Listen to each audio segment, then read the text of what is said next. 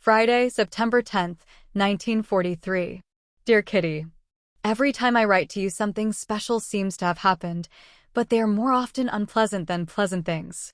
However, now there is something wonderful going on.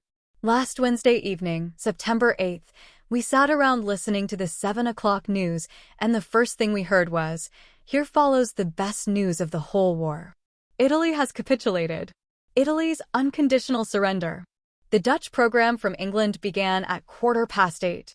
Listeners, an hour ago, I had just finished writing the chronicle of the day when the wonderful news of Italy's capitulation came in. I can tell you that I have never deposited my notes in the waste paper basket with such joy. God Save the King, the American national anthem, and the Internationale were played. As always, the Dutch program was uplifting, but not too optimistic. Still, we have troubles, too. It's about Mr. Koophuis. As you know, we are all very fond of him. He is always cheerful and amazingly brave, although he is never well, has a lot of pain, and is not allowed to eat much or do much walking.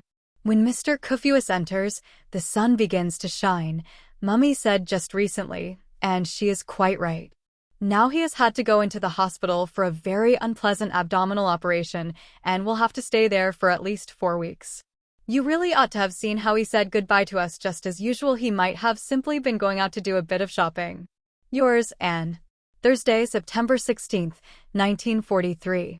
Dear Kitty, relations between us here are getting worse all the time. At mealtimes, no one dares to open their mouths, except to allow a mouthful of food to slip in, because whatever is said you either annoy someone or it is misunderstood.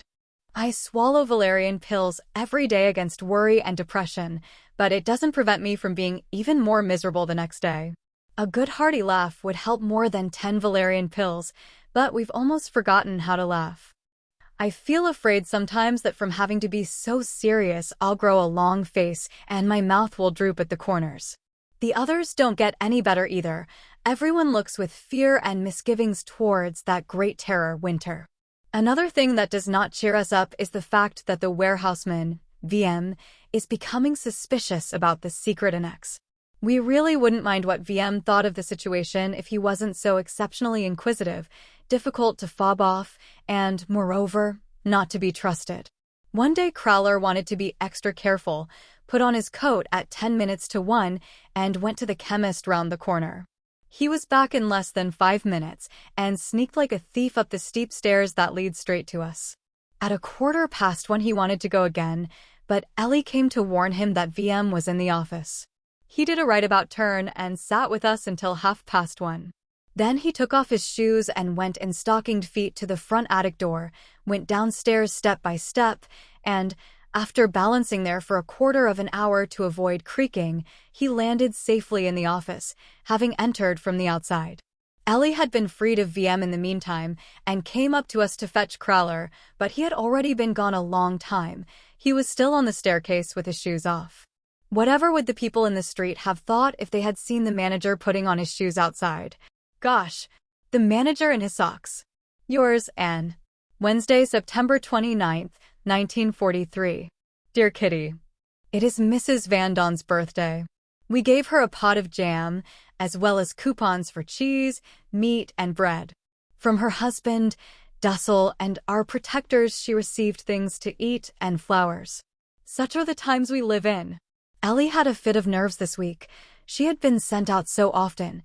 Time and again, she had been asked to go and fetch something quickly, which meant yet another errand or made her feel that she had done something wrong. If you just think that she still has to finish her office work downstairs, that Koophuis is ill, Meep at home with a cold, and that she herself has a sprained ankle, love worries, and a grumbling father, then it's no wonder she's at her wit's end.